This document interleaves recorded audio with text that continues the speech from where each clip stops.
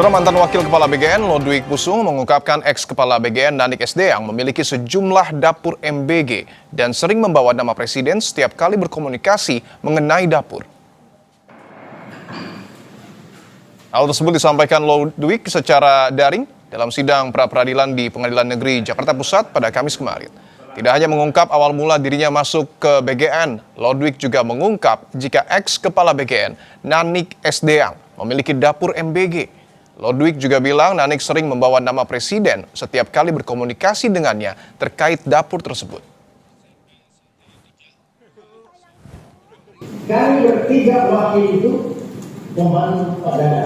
Namun sebelum itu, kalau saya menjelaskan ini, ibu Nanik itu juga punya dapur.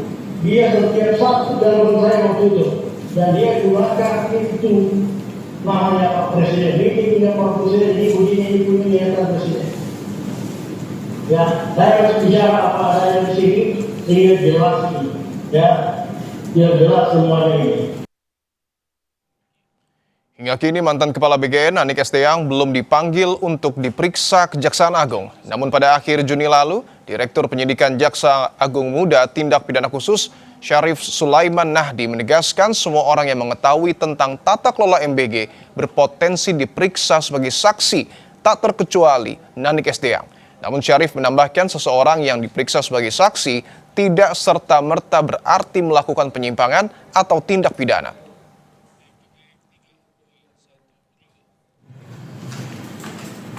Sementara itu, menurut pengamat hukum Abdul Fikar, pernyataan Lodwig Pusung soal Nanik SD yang memiliki dapur MBG merupakan pembelaan atas tuduhan jaksa terhadap dirinya dalam kasus dugaan korupsi makan bergizi gratis. Sebab menurut Abdul tidak ada relevansi antara perkara yang tengah dijalani Lodwig dengan pemeriksaan terhadap Nanik. Namun Abdul juga menyoroti seharusnya penyidik kejaksaan dapat lebih peka dan bisa menindaklanjuti kesaksian dari Lodwig, sehingga Nanik SD yang dapat diperiksa dalam perkaranya sendiri. Bahwa dia bilang Nani SD yang itu punya dapur juga, itu tidak berpengaruh terhadap perkaranya dia. Tetapi informasi itu seharusnya ditindaklanjuti oleh penyidik. Kejaksaan bisa mengumpulkan alat bukti lain, keterangan saksi lain, ya termasuk keterangan Pak Lodwig Pusung itu, untuk memproses Nani SD yang kalau memang ada bukti bahwa mempunyai dapur itu bagian dari satu pelanggaran atau bagian dari satu tindak pidana korupsi. Nah, jadi dia akan diperiksa, akan diproses di dalam perkaranya sendiri. Lalu sejauh mana nyanyian mantan Wakil Kepala BGN Lodwig Pusung bakal ditindaklanjuti penyidik? Apakah Nanik SD yang akan diperiksa Kejaksaan Agung? Kita bahas bersama peneliti Pukat Kajian Anti Korupsi Fakultas Hukum Universitas Gadjah Mada, Zainur Rohman. Mas Zainur, selamat petang. Selamat petang. Baik, Mas Zainur, bagaimana Anda membaca pernyataan Lodwig ini? Apakah tersirat untuk meminta Lodwig ini agar Nanik diperiksa atau justru seharusnya bahkan Nanik ditetapkan sebagai tersangka?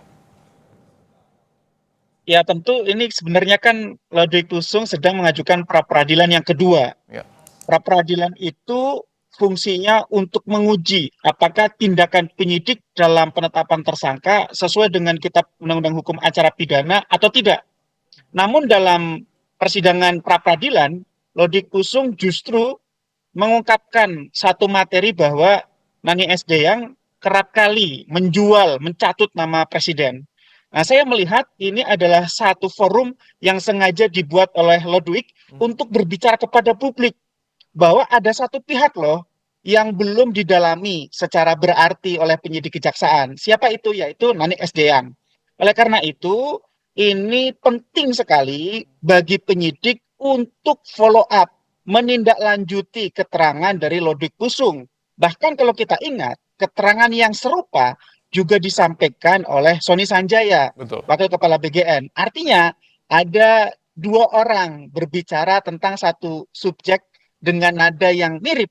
Ini adalah informasi yang sangat berharga yang harusnya didalami oleh penyidik untuk menentukan apakah di jajaran pimpinan BGN memang hanya 3 orang itu, Dadan, Sony, dan juga Lodwig, atau juga ada keterlibatan Nani SD yang. Sehingga publik masih menunggu nih, Mas.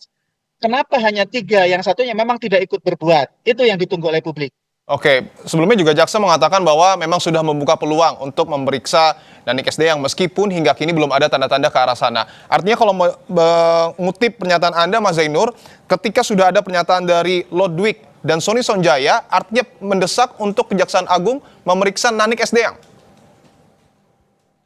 Tentu ya, penting sekali untuk diperiksa karena kapasitas jabatannya Wakil Kepala BGN. Yang bersangkutan perlu dilakukan pemeriksaan bagaimana ketika yang bersangkutan menjabat sebagai Wakil Kepala BGN. Bagaimana juga kebenaran informasi dari pihak-pihak yang menyebut namanya. Tidak-tidaknya nama Sony Sanjaya dan juga Lodwig Pusung yang dua-duanya sesama Wakil Kepala BGN dan dua-duanya menyebut. Sehingga nanti itu harus dicocokkan keterangan Sony Sanjaya, keterangan Lodwig Pusung, keterangan dari Nani SD yang juga dicocokkan dengan alat-alat bukti yang lain. Misalnya alat bukti elektronik. Apakah misalnya ada chat, bukti percakapan pesanan singkat di antara mereka, atau misalnya punya WhatsApp group, nanti akan dicocokkan satu persatu, sehingga keterangan itu bisa diuji satu persatu.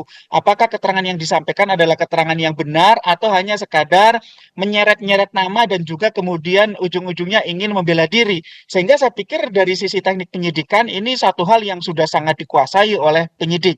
Yang publik tunggu adalah gerak cepat dari penyidik Kejaksaan Agung, sebagaimana mereka dulu di awal kasus ini ditangani, sangat cepat bergerak memanggil sedemikian banyak pihak dan juga menetapkan tersangka beberapa pihak termasuk pihak swasta. Tetapi sekarang sepertinya agak lambat kita lihat begitu ya, termasuk Agak lambat. penanganan terhadap pemeriksaan terhadap Nani SD yang begitu.